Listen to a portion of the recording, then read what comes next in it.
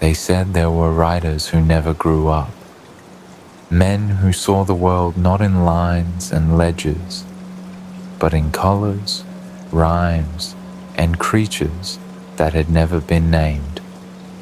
One of them was Theodor Seuss Geisel, a man who turned doodles into kingdoms, who made cats wear hats and elephants keep promises, who taught children to count with sneetches and stars. To some, he was Dr. Seuss. To millions, he was a guide into imagination. But to you, he was simply your best friend. You saw the man behind the rhymes, the late nights with ink on his hands, the laughter that shook his shoulders when a line finally clicked. What we know for certain is that his worlds became timeless. Stories that slipped from page to dream, that shaped the way we read and the way we hope. Before we begin, if you truly enjoy these stories, hitting like or subscribe helps me keep making them, and hopefully helps you keep drifting off. Let me know where you're listening from tonight. I'm always amazed by the places people tune in. Now, get comfortable, take a slow breath in, and let it out. Because once this story begins, chances are you'll be asleep before it ends. Chapter 1, The Man Who Rhymed to Himself, 1925 to 1932, Dartmouth College in Oxford. You met him before he was a doctor, before the rhymes, the books, the Grinch, the fame.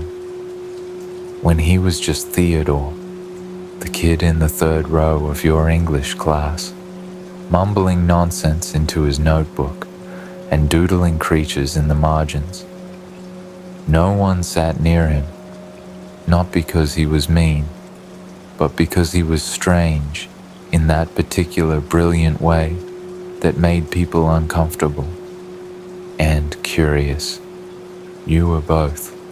It started with a sneeze, yours, loud, unforgivable during Professor Camden's lecture on American verse. You ducked, mortified, until a paper airplane hit your back. You turned around. He grinned. "Bless you," it said, in verse, a limerick actually, rhymed perfectly, signed the Seuss. He wasn't Dr. anything back then, but even then, he wrote like he'd swallowed a dictionary and set it to music. Rhymes fell out of his mouth like it hurt to keep them in. You'd be walking across campus and hear him whisper, "A fox in some socks on a box full of clocks." No context, no setup, just words that tickled themselves out. You were roommates by the end of the semester. He moved in with only a suitcase full of sketch pads and a truly disturbing collection of hats, berets, bowlers, top hats, visors. He claimed each one helped him think in a different rhythm. Your shared dorm became a jungle of ideas. One night, he painted the radiator to look like a giraffe. Another, he taped googly eyes to your laundry pile and called it a new species. You didn't mind. You didn't quite understand him. But you liked the way he saw the world. He'd spend hours in his desk chair, spinning slowly, eyes closed. You thought he was asleep, but then his pencil would move. A fish with antlers, balancing a teacup. "It's not nonsense," he told you once. "It's sense that hasn't happened yet." At Dartmouth, he edited the Jack-O-Lantern humor magazine for a while, until the dean caught him drinking gin during Prohibition and banned him from contributing. So he kept writing Dash, but started signing everything Seuss. It wasn't a rebellion. It was a workaround. It was what he always did. Slip past the rules with rhythm. You watched him fall in love with words like other people fell in love with people, and he did fall in love with Helen eventually. But long before that, it was rhyme that had him wrapped around its finger. He carried notebooks full of strange couplets and creatures, half-thoughts, unfinished riddles. There's a town called Haddad in the land of the Baz.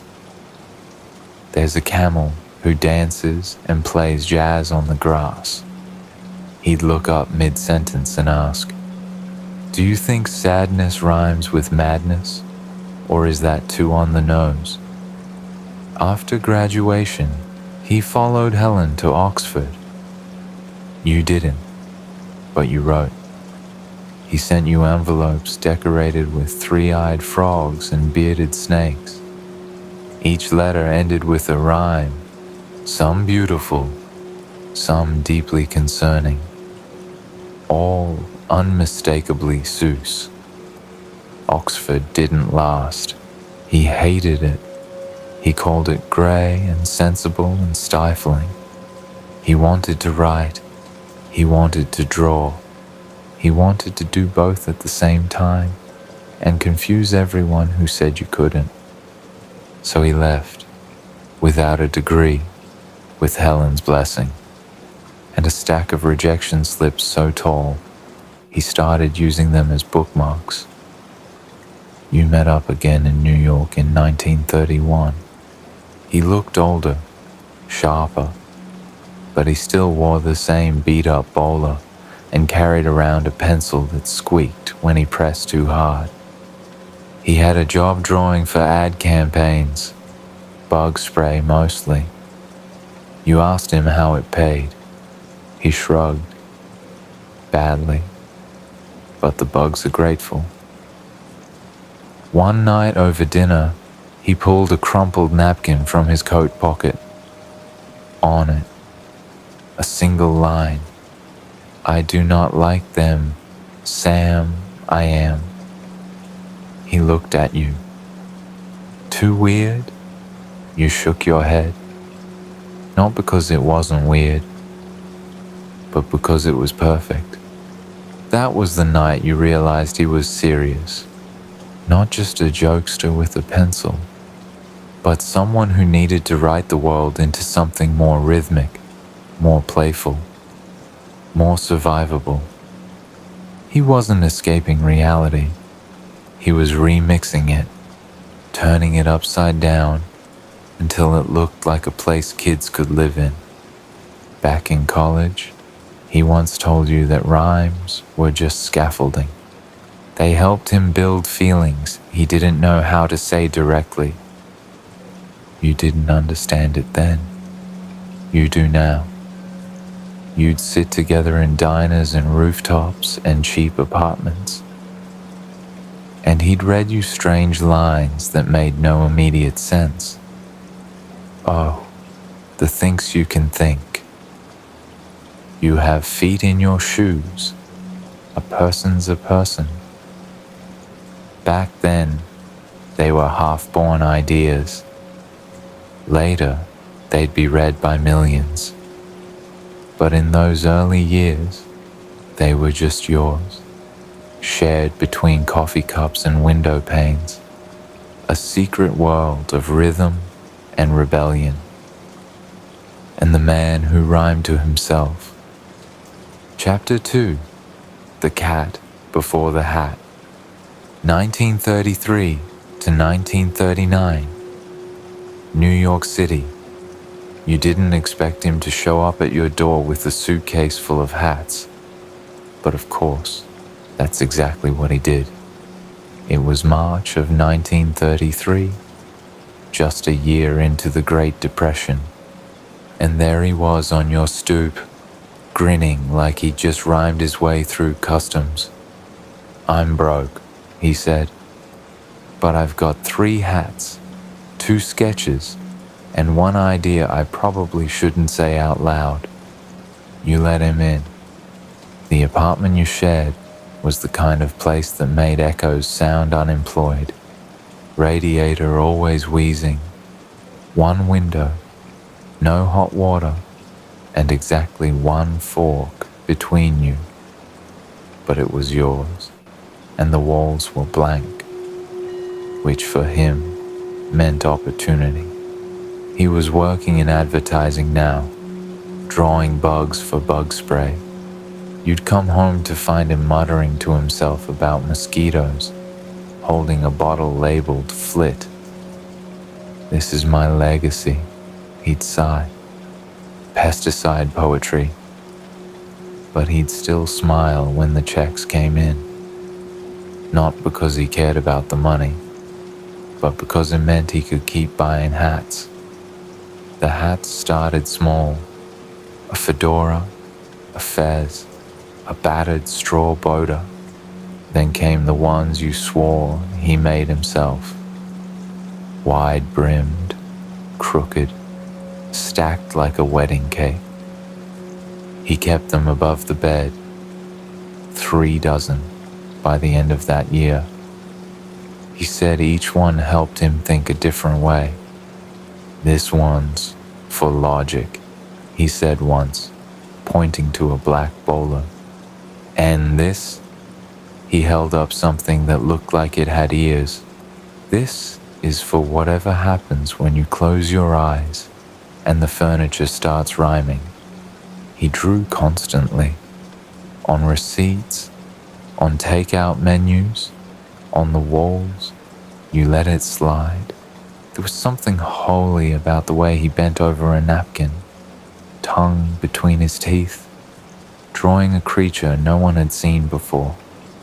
A fish with legs, a turtle with glasses, a tall, lanky cat with a smirk that looked just a little too human. That one, the cat, he didn't name right away. Just called it the tall fellow. But the idea haunted him. A sort of polite chaos, a walking contradiction. He'd bring it up over eggs and toast. What if a creature showed up uninvited and ruined your day, but somehow taught you to play again? What if mischief had manners? He didn't know it yet, but the cat was waiting in the wings. You worked odd jobs. He drew for magazines and ad agencies. You'd both meet for dinner in whatever diner had free ketchup. One night, he read you a piece he'd written. "And to think that I saw it on Mulberry Street."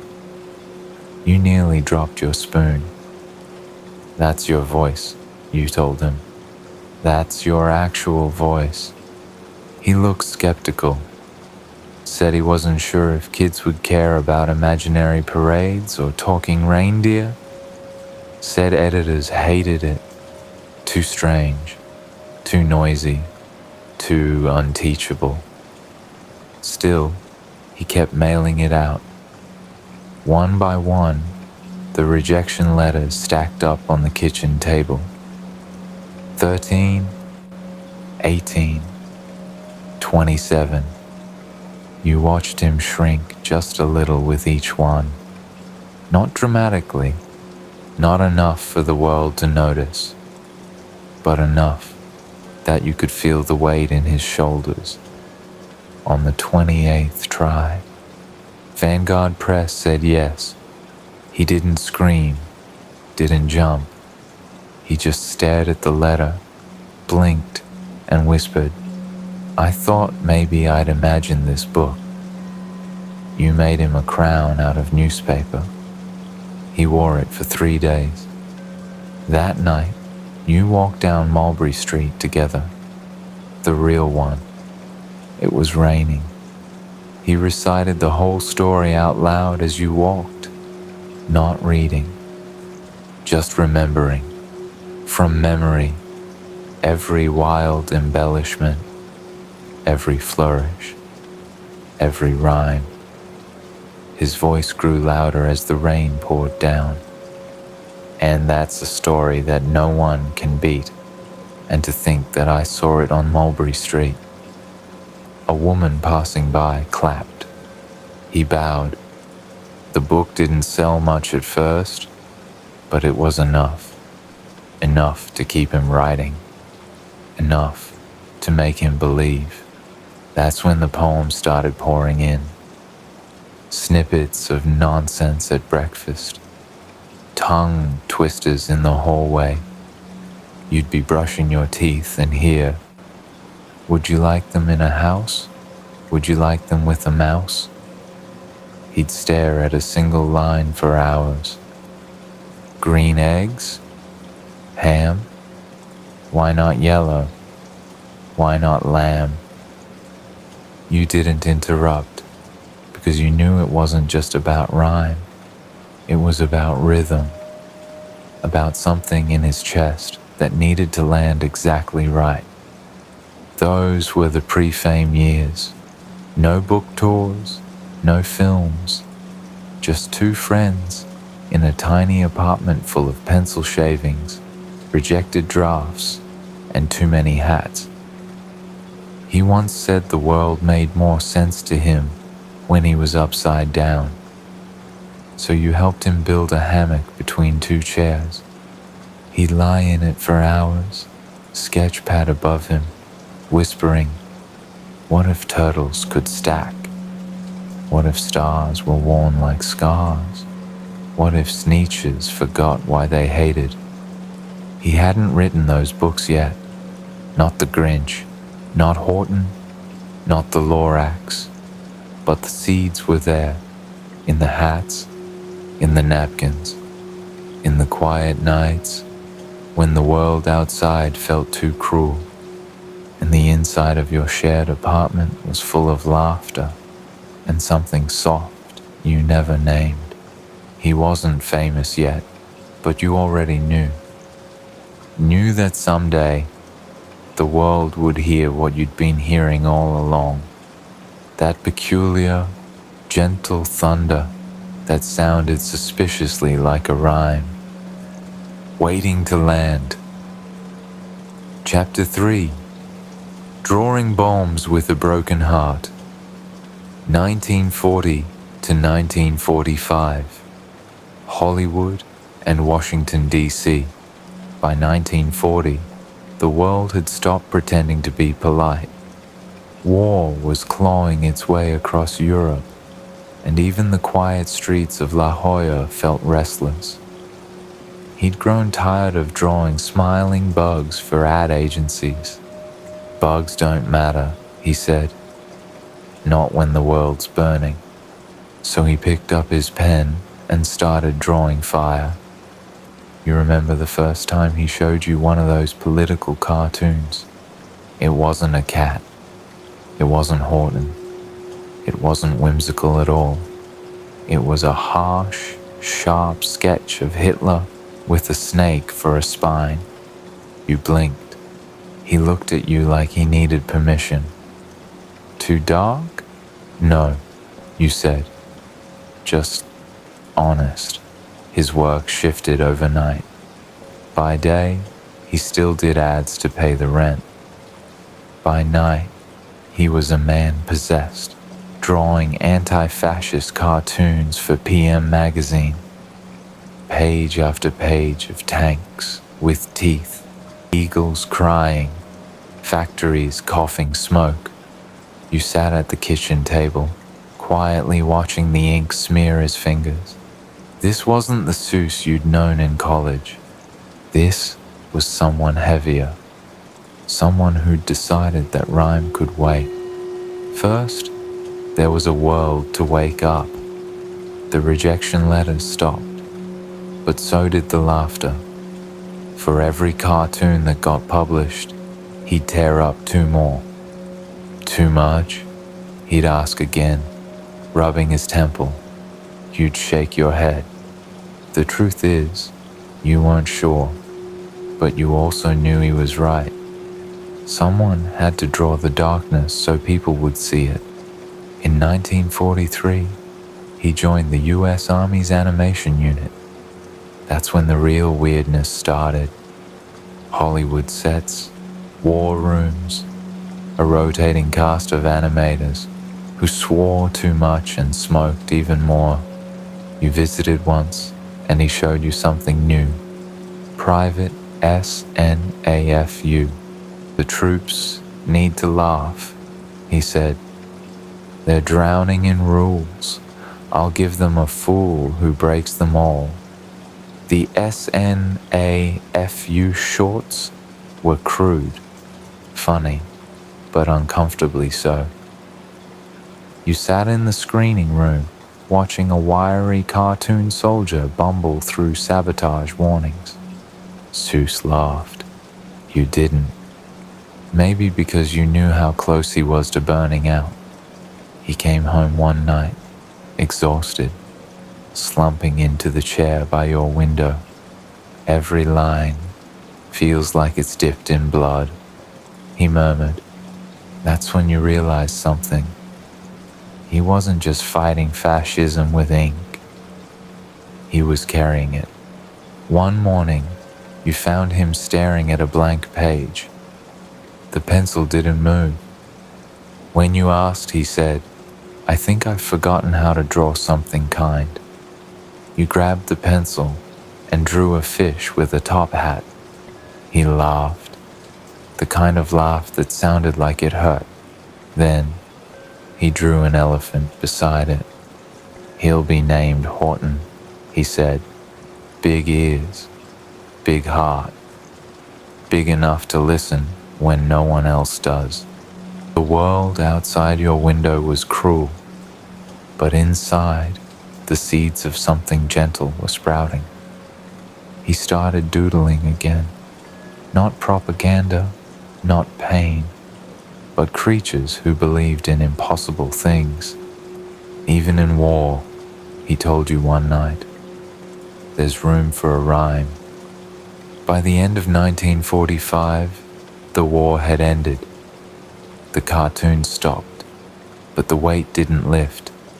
Seuss drank too much, smoked too much.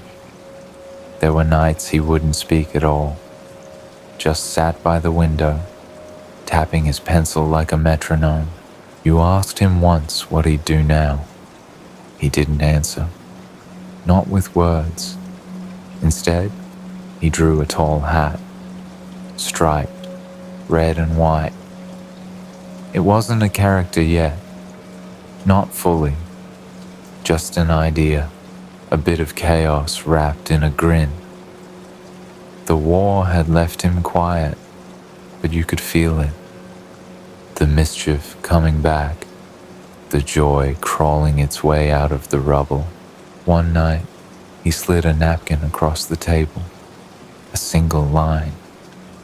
I meant what I said, and I said what I meant. Sounds like a confession, you teased. Maybe it is, he replied. These were the years when Dr. Seuss began to emerge again. Not the ad man, not the war artist, but the oddball poet you'd met in college. Now tempered by history, now determined to use nonsense as armor against a world that had forgotten how to laugh. The day the war officially ended, you both stood on a crowded New York street. People were cheering, waving flags. He was quiet. Then he whispered, I'm going to write for the ones who don't understand this noise yet. The kids. They deserve better stories than bombs and banners. And just like that, the man who drew darkness went back to drawing light, but the shadows stayed in the ink. You saw them. You always would. Chapter 4, Mulberry Street and 27 No's, 1946 to 1949, California. The war was over, but something in him wasn't. He moved slower now, didn't rhyme aloud as often, didn't doodle on receipts. The creatures were still there, you could tell, lurking just beneath the surface. But he looked at them like someone staring at old photographs, familiar but distant, like joy was something he wasn't sure he still deserved. You'd both relocated to California by then. La Jolla, sunlight, seagulls, stillness. He said he picked it because the cliffs reminded him of endings. You picked it because it felt far enough from everything else. He drank too much in those years. You didn't say it aloud. Neither did he, but you could feel it. The weight of the cartoons he'd drawn during the war. The guilt of the messages he'd crafted. The propaganda he once believed was necessary. He'd stare out the window for hours, twirling a pencil between his fingers, then set it down without using it. "What's the point of drawing fish in hats?" he asked one evening, when the world's still teaching kids how to hate. But he didn't stop drawing, not entirely. You found them one night, a small pile of pages tucked beneath the coffee table. Sketches from before the war, before the propaganda. A parade of wild animals marching down a street. Zebras with brass bands, elephants on stilts, a reindeer pulling a cart full of cake. And at the top of every page, Mulberry Street. He said he started it years ago. Tried to publish it. Failed. Over and over. 27 publishers had said no. Too odd, he mumbled. Too fast. Too loud. Too much imagination. Not enough morals. Then he added, "Maybe they're right." You picked up one of the pages, read it slowly, and to think that I saw it on Mulberry Street, and you said, "This isn't too much. It's just enough. It's the kind of story a child would read and feel bigger afterward." He didn't say anything, but he picked up the pages and started editing. Tiny things. A word here, a rhythm there. He paced the house, muttering again, testing rhyme schemes in the shower, scribbling alternate endings on napkins, whispering lines under his breath while stirring soup.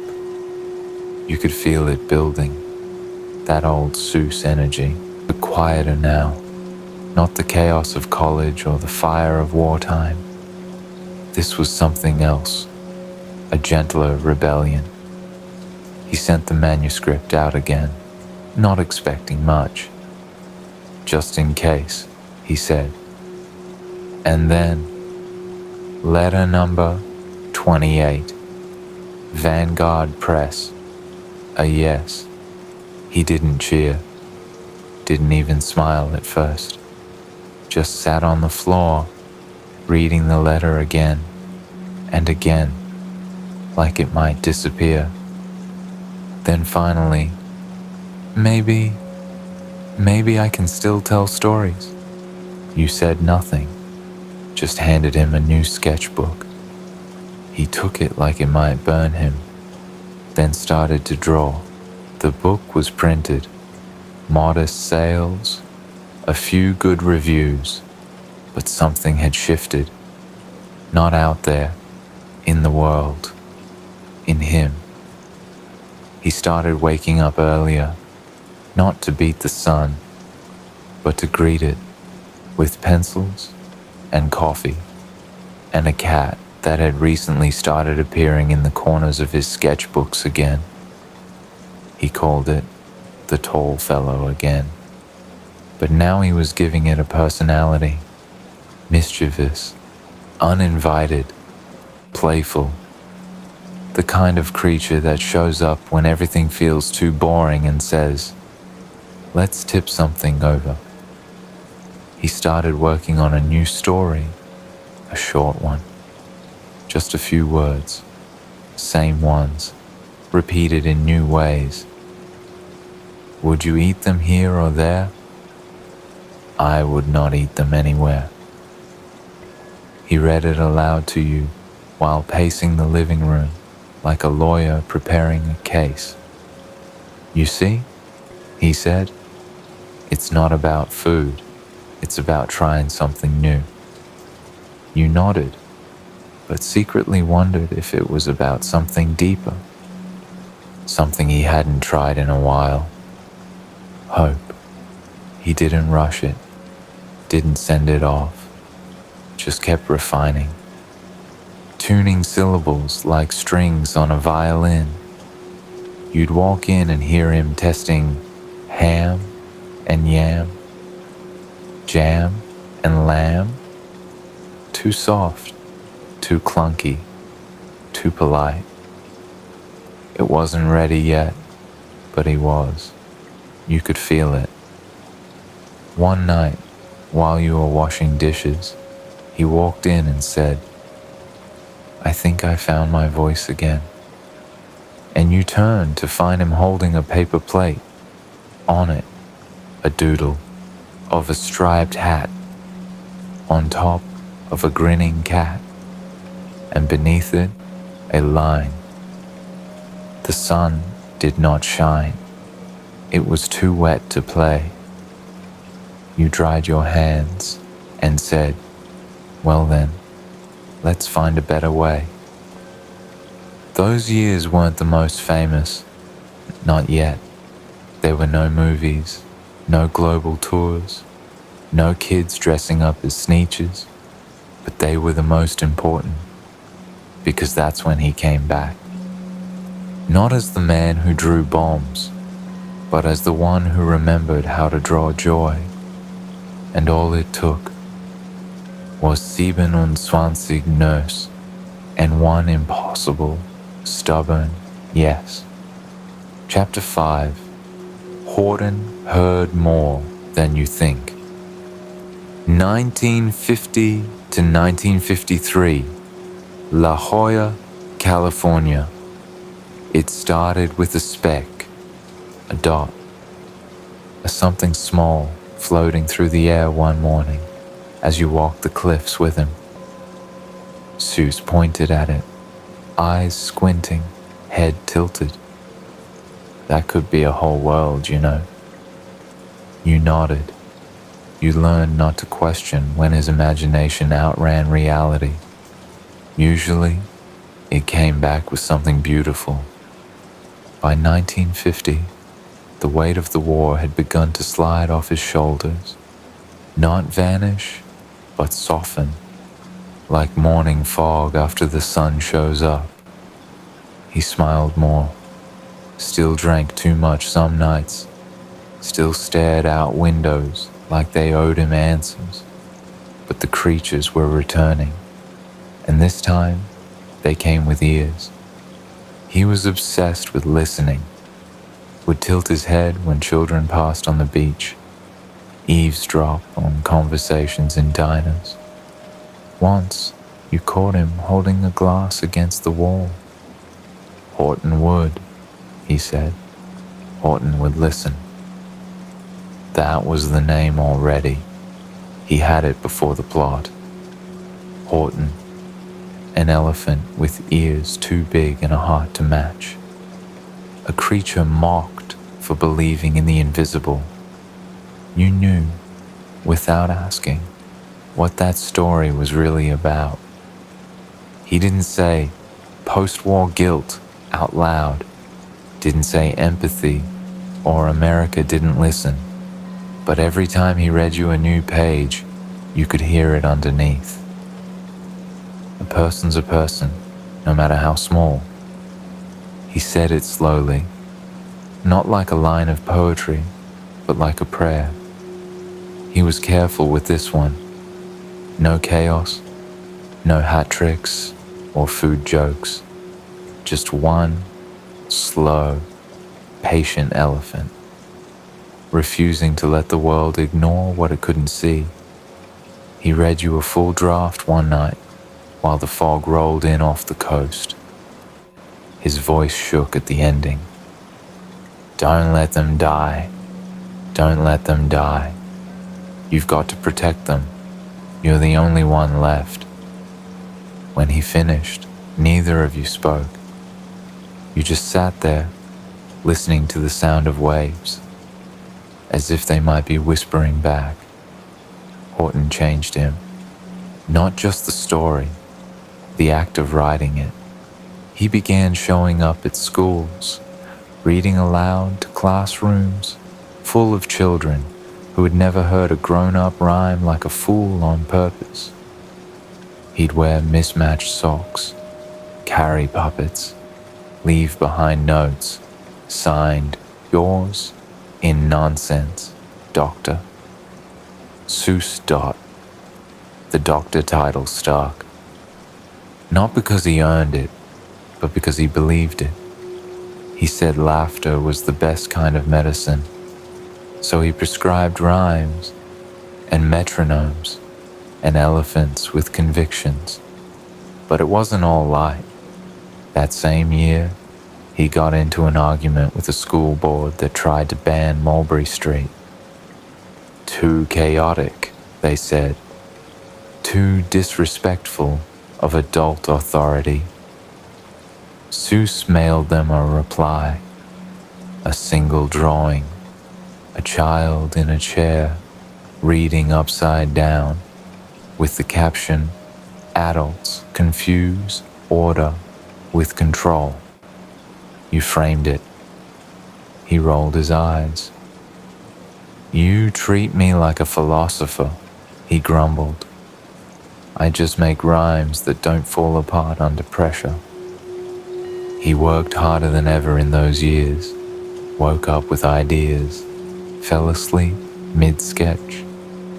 Once you found him asleep on the floor of the study, ink on his fingers. The word Whoville scrawled across a grocery list. He began to speak in half-formed verses again. Grocery shopping turned into rhythm tests. Beans and greens and tangerines. Too much fruit, he'd say.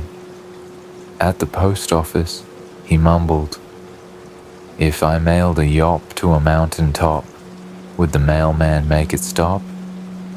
You'd never admit it, but you missed this version of him. The half here, half elsewhere wanderer. The man who saw creatures in clouds and moral dilemmas in shadows. He'd been famous before, in his own niche way, but Horton made him something else, respected. He was invited to panels, asked to comment on education. One reporter called him the sage of the Sneetches before Sneetches had even been born. He hated it. "I'm not a sage," he snapped. "I just want kids to know they matter, even if they're too small for adults to hear." You saw him one night at the edge of the cliff, watching birds. He turned to you and said, "It's easier to build a new world when you draw it first." Then he handed you a new manuscript. Blank. Title page only. How the Grinch Stole Christmas. You looked at him. He shrugged. "I'm not sure if it's about a villain or just me in a bad month. But that was for later. For now, he was the man who gave ears to elephants and dignity to specks of dust. And every time you heard someone say, 'A person's a person, no matter how small,' you remembered that foggy walk on the cliff, the speck, the stillness, the quiet promise of something sacred, something worth hearing." Chapter 6. The Grinch in the Mirror. 1954 to 1957. La Jolla, California. It began with a mirror, a small round one hanging on the back of his study door. You didn't think much of it until the morning you heard him mutter, "You're a mean one, aren't you?" He was staring at his reflection, hard. His hair was a mess. He hadn't shaved, and his eyes, those bright, clever, sketch-happy eyes, were dull and glassy. "I'm writing something terrible," he told you. Something cruel. Or maybe something true. You poured him coffee. He didn't touch it. The holidays were always strange for him. Too noisy, too performative, too full of obligations wrapped in ribbons and expectations. He said it felt like a party where no one wanted to talk about the mess in the kitchen. "Everyone smiles," he whispered, "but no one listens." That year, he locked himself in the studio for days. You heard papers crumple, rhymes muttered, scratched out, reworked, resung, and then one night, he burst into the living room in striped socks and a robe, holding a draft like a confession. "He steals Christmas," he said breathlessly. "All of it. The trees, the toys, the roast beast. But it doesn't work, because joy doesn't live in packages." You stared at him. "So, it's about redemption?" "No," he said. "It's about me." He handed you the pages. The title wasn't centered. The margins were cramped, but the story was clear. A creature with a heart 2 sizes too small, who watched from the sidelines while everyone else sang. "I'm not mad at Christmas," he admitted. "I'm mad at how people pretend it's perfect, when so much isn't." You folded the pages carefully. "That sounds like something a lot of people need to hear." The Grinch came together quickly after that, in a blur of rhyme and reflection. He obsessed over every verse, measuring syllables against snowfall, reading lines aloud with different inflections until the sneer sounded just right. You caught him practicing voices in the mirror again. He wasn't just writing, he was exercising something. The day he finished, he didn't celebrate. He just walked to the edge of the cliff and stood there for a long time, then turned to you and said, "If I ever become that bitter, pull me out of it." The Grinch was a hit, a real hit. Not just bookstores and schools, but talk shows, parodies, ornaments, headlines. People quoted it at dinner tables. The phrase "roast beast" became an inside joke across the country. He acted like it was silly, but you knew it mattered to him. One night, after a radio interview, he slumped onto the couch and said, "Funny. The one that felt most personal is the one they think is just a joke." He started getting letters from children, from parents, from prisoners, from veterans. People saying they were the Grinch, that the book made them feel seen, that it gave them permission to change. He kept every one of them, tied them together with a red ribbon, filed under, proof it mattered. But the success scared him, not in a fame is loud way, but in a "what if this is the best I'll do" kind of way. He worked harder than ever, not because he needed to, but because he couldn't stop. Ideas poured out of him like runaway sleds. One day it was Yodeler the turtle, the next, a bird with a star on its belly. But even as the stories multiplied, you noticed something else creeping in. Sadness. He started calling them fables in rhyme.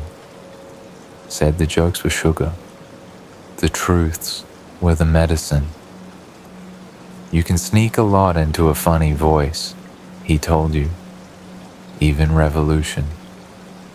He rarely spoke about his childhood, but you pieced it together over the years.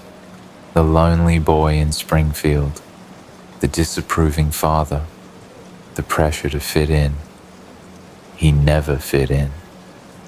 The Grinch is what happens when you're left out long enough, he told you once. But Horton is who you become if you choose to care anyway. By now, his days were structured. Sketch in the morning, walk the beach after lunch, right until sundown. He'd hum little tunes to himself as he paced the hall. Sometimes he wore one red sock and one blue. You asked him once why. Balance, he said. The world's too symmetrical without me. There was something so beautifully Seuss about that era. Not just in the books, but in the way he moved through the world. Like everything had a rhythm, even pain.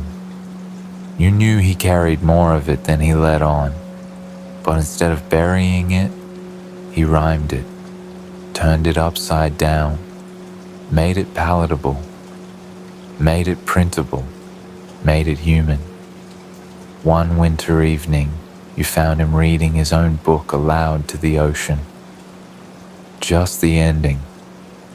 And the Grinch's small heart grew 3 sizes that day.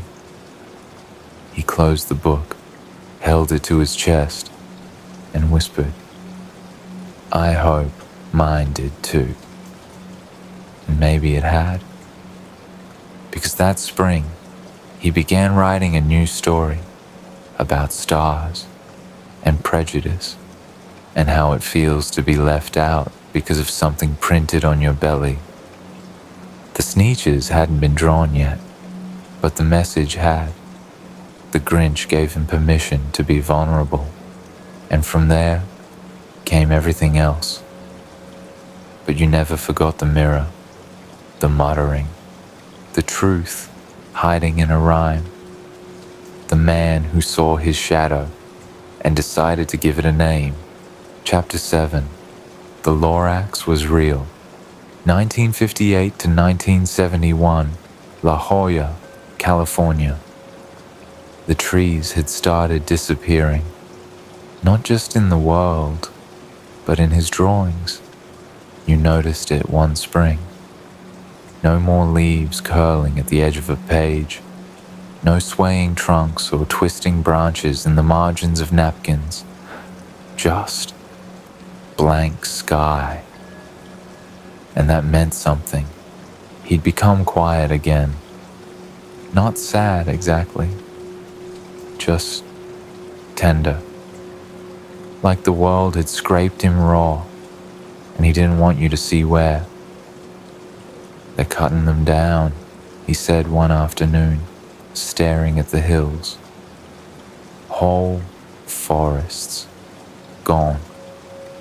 You followed his gaze. Bulldozers in the distance, smoke, dust, progress. That night, he drew a stump. Then he gave it eyes, then a frown, and before you could ask, he whispered, his name is the Lorax. He speaks for the trees. It wasn't a story yet, just sketches. A figure with a mustache like a storm cloud, arms crossed, feet planted like roots. You liked him instantly. He looked like someone who'd argue with thunder. Meanwhile, something was shifting in Seuss's life. Helen, his wife, his compass, had grown ill. She wasn't eating, wasn't smiling, wasn't sleeping much. He didn't talk about it, but he drew slower, walked slower, looked up less often. You found him in the garden one morning, just sitting, no pencil, no paper, just sitting by the withered lemon tree, murmuring to himself, unless, unless, unless. When you asked what it meant, he just shook his head. I don't know yet, but it feels like the last thing someone says before it's too late. He was working on multiple stories then, a fight about butter sides, a stubborn turtle king. But the Lorax kept coming back, in the margins, in the pauses, in the way he stared at saplings like they were time bombs. Then Helen passed, quietly, without warning, without ceremony. She left a note. He never let you read it, but after she was gone, he didn't pick up a pencil for 94 days. You counted. When he finally did, it wasn't Horton, it wasn't Sam I Am, it was the Lorax. He worked obsessively, pacing, muttering, rhyming aloud, crumpling drafts, tearing sketches, redrawing stumps. You watched him grow thinner, but sharper. Every line cut deeper. Every rhyme rang heavier. This wasn't whimsy, it was warning. People don't change unless you rhyme it, he said bitterly. And even then, only some do. He showed you a draft of the onceler, a face hidden behind planks and shadows. Cowards don't always look evil, he said. Sometimes they look like us. You said nothing, because he wasn't talking about fiction. The day he wrote the final line, he read the entire book aloud in the kitchen. No audience, just you and the birds outside. When he reached the last page, he looked up, eyes red, voice shaking. Unless someone like you cares a whole awful lot, nothing is going to get better. It's not. He closed the manuscript, laid it on the table, and said, "That's the most important thing I've ever written." Then he left the room. You could hear him crying through the wall. The Lorax wasn't well received at first. Too political, they said. Too sad. Too accusatory. He didn't argue, didn't defend it, just said, "It's not a book, it's a seed." He donated the proceeds to forest preservation groups, planted trees on every birthday, started sketching again.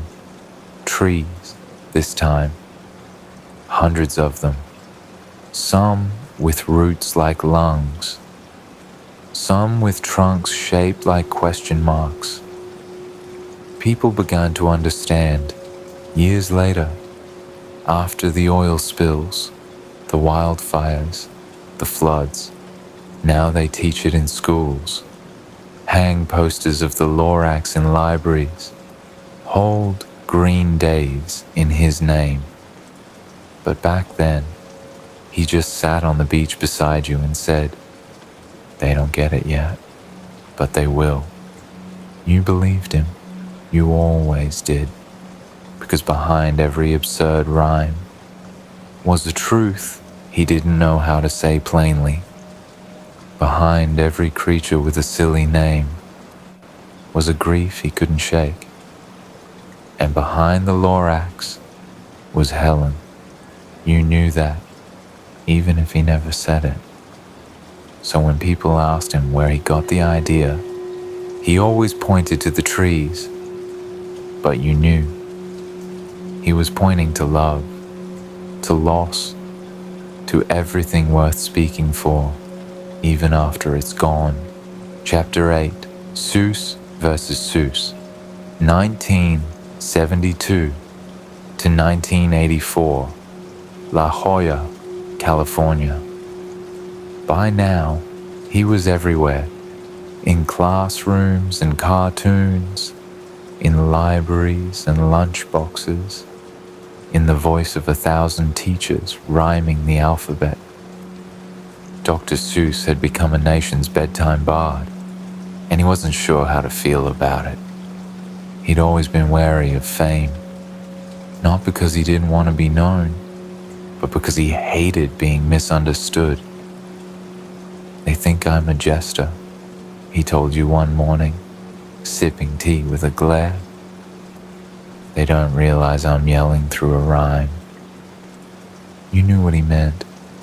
The world was quoting him like scripture, but ignoring the shadows behind the syllables. The books kept coming. The Butter Battle book, the Sneetches, Thidwig, the big-hearted Moose. Each one stranger, sharper, braver. And every time a new one released, he braced himself, not for reviews, but for arguments. Parents wrote letters, some angry, some confused. Why are the Sneetches political? Is this about war? Why must turtles represent dictators? He never answered directly, just smiled faintly and said, "If you have to ask, it's probably about you." You remember one afternoon in 1981, he'd just finished the Butter Battle book. He sat on the porch, manuscript in hand, and whispered, "This might be the one they pull from the shelves." It was bold, too bold maybe, a Cold War allegory in the shape of toast, a nuclear arms race over butter. You read it, you looked up, and you said, "This is the best thing you've ever written, because it's also the scariest." He nodded. "If I can't help kids understand the world, at least I can warn them." He wasn't being dramatic, just honest. But something had changed in him. A quiet duel had begun between the man who wanted to make you laugh and the man who needed to make you think. He started questioning everything, every draft, every rhyme. Is this too soft? Too vague? Too much like a message in a costume? You reminded him. That was always the point. He shrugged. Still feels like a puppet show in a burning house. He became more reclusive. Rare interviews, rare public appearances. When people asked to visit the house, he declined gently. Said he wasn't a monument. Said he didn't want to become a mascot for something he hadn't finished saying. "People like me best when I'm dead," he muttered one night, "because then I can't complicate their interpretation." You threw a pillow at him. He laughed, but he did start complicating things, deliberately. He released a few books that baffled even his biggest fans, ones where rhyme stumbled, where endings didn't resolve, where characters made questionable choices. Sometimes, he said, you have to break your own rhythm to get people to actually hear the words. He even debated shelving The Cat in the Hat, said it had been declawed by overuse. He was never supposed to be cute, Seuss growled. He was chaos, uninvited, and charming, only if you survived him. You reminded him that's how children feel about adulthood. Maybe that's why they love the cat. He was working on essays by then too, strange ones, non-rhyming, almost philosophical. He called them truth bombs wrapped in cotton. One was just a single sentence. Children are people, and people deserve better adults. He never published that one, but you kept the napkin he wrote it on. Still do. As Seuss grew older, he began to revise himself. Not just his work, himself. He reread old drafts with a wince, redrew certain illustrations, questioned old tropes. He said things he never would have admitted before. I didn't always get it right. Sometimes I confused cleverness with wisdom. Sometimes I drew what was funny when I should have drawn what was kind. He once stood in front of his shelf, eyes sweeping over decades of hardcovers, and whispered, "I'm both proud and uneasy." But in the middle of all that conflict, he kept creating, kept drawing, kept whispering rhymes to himself when he thought no one could hear. Because beneath the critics, the debates, the revisionist waves, was a boy from Springfield who still believed that a well-placed rhyme could soften even the coldest war. And you watched the whole fight unfold. Seuss versus Seuss, the rebel versus the legacy, the rhymester versus the activist, the artist versus the icon. And maybe in the end, that tension was what kept him honest. Because the only thing more dangerous than being misunderstood was being comfortable. And he never, ever let himself get too comfortable. Not with success, not with adoration, not even with himself. Chapter 9, his final rhyme, 1985 to 1991, La Jolla, California.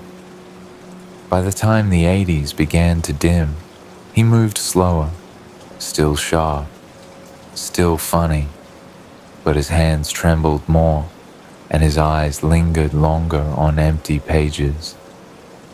The sketchbooks piled up again, but this time most of them stayed blank. He said he liked the space, said it reminded him that some things didn't need to be filled in to be understood. The beach walks became shorter, mornings quieter. He started reading other people's books again, philosophy, old poetry, nonsense from centuries ago.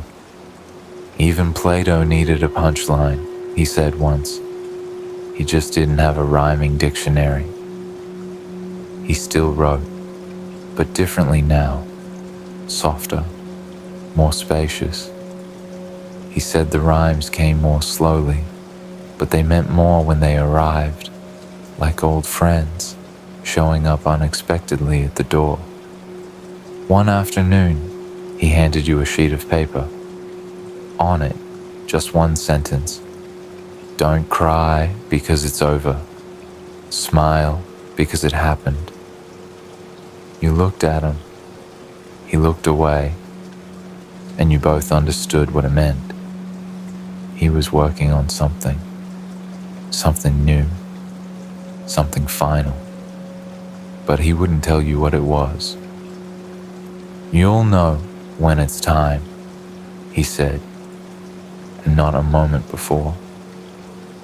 Then came the yellow cover, the one he carried around like a treasure map, wrote in it, erased, rewrote, smiled to himself, sometimes cried a little too. You never asked, you just waited. When he finally read it to you, it wasn't in a studio or an office, but from a lawn chair facing the sea. His voice was weak but clear, familiar in every vowel. Congratulations. Today is your day. You're off to great places. You're off and away. You closed your eyes, listened to him read. Oh, the places you'll go. Like a lullaby. A book not for children, but for those who had been one. For the lost. For the weary. For the ones preparing to leave. You have brains in your head.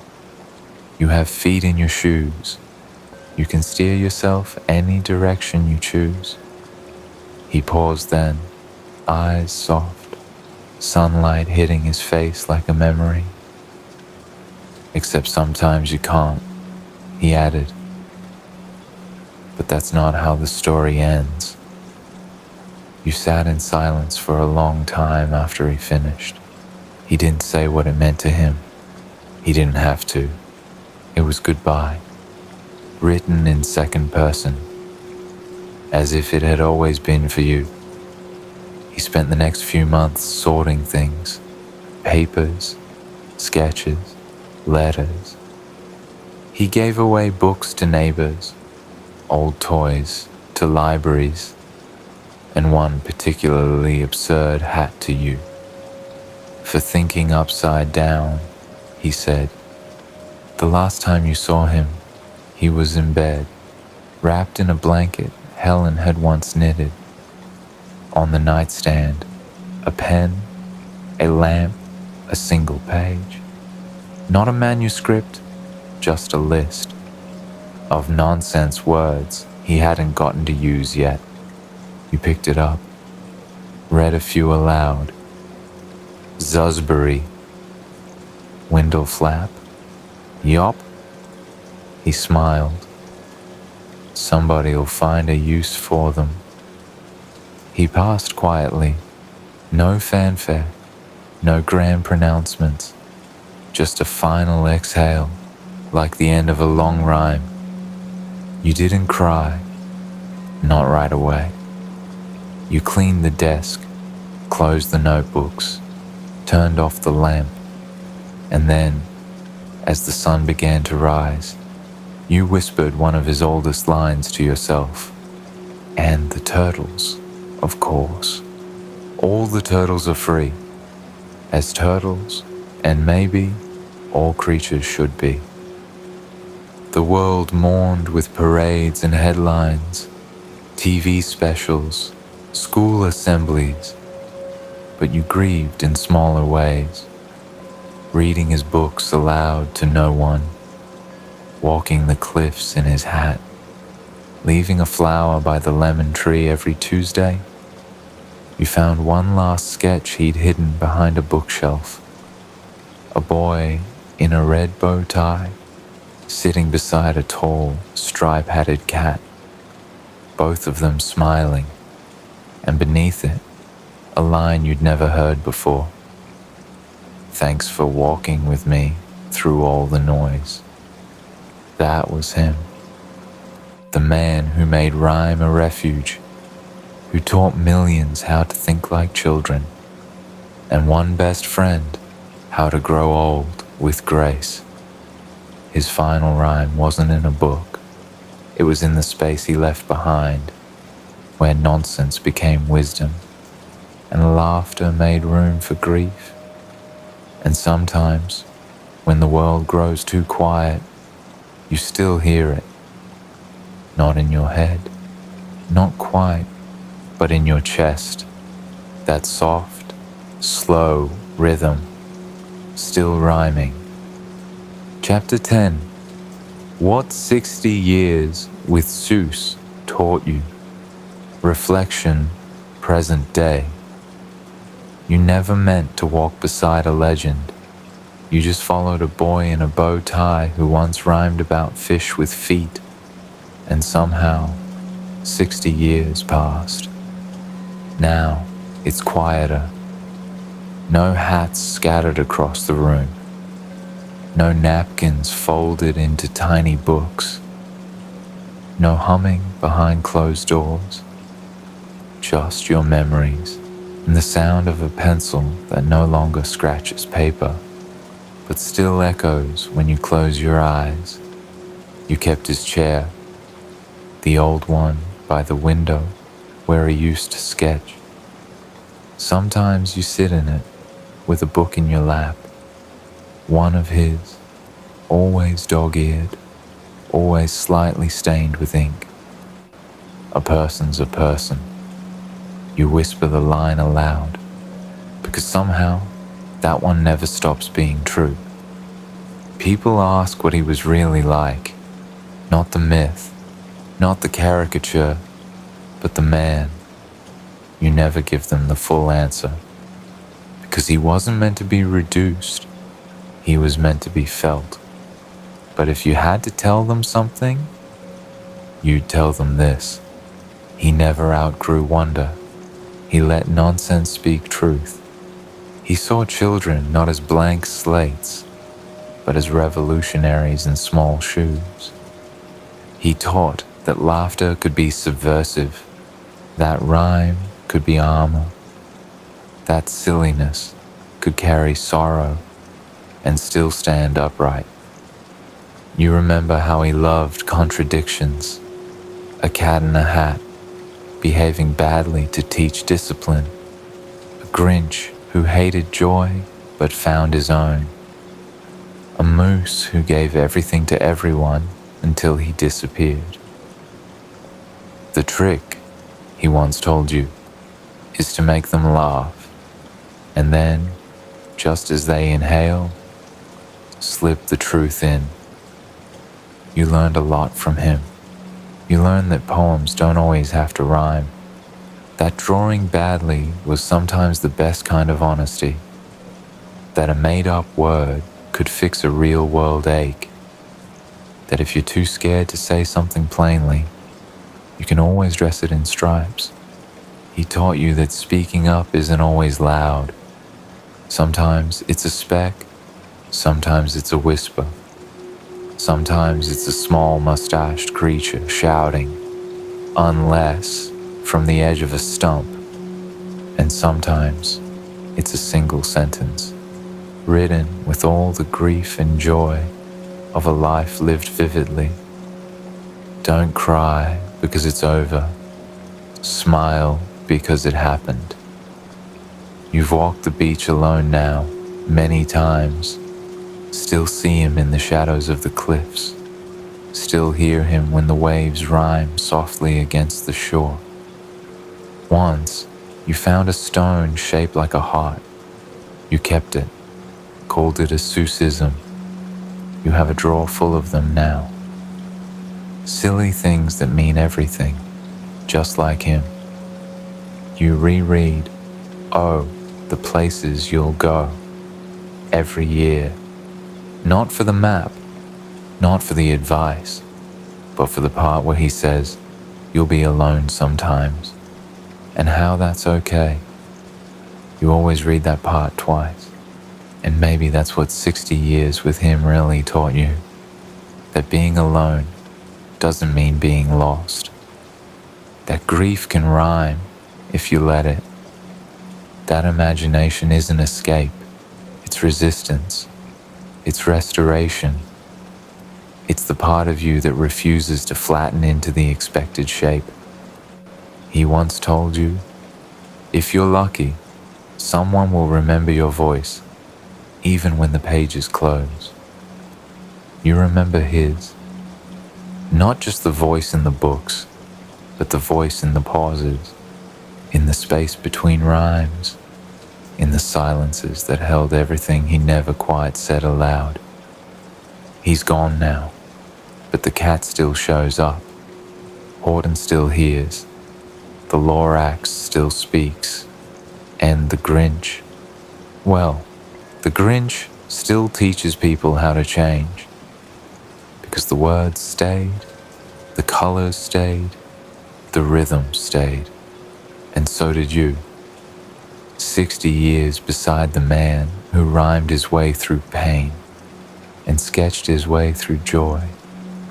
who turned grief into creatures and turned children into philosophers. That was your friend. That was Theodor. That was Seuss.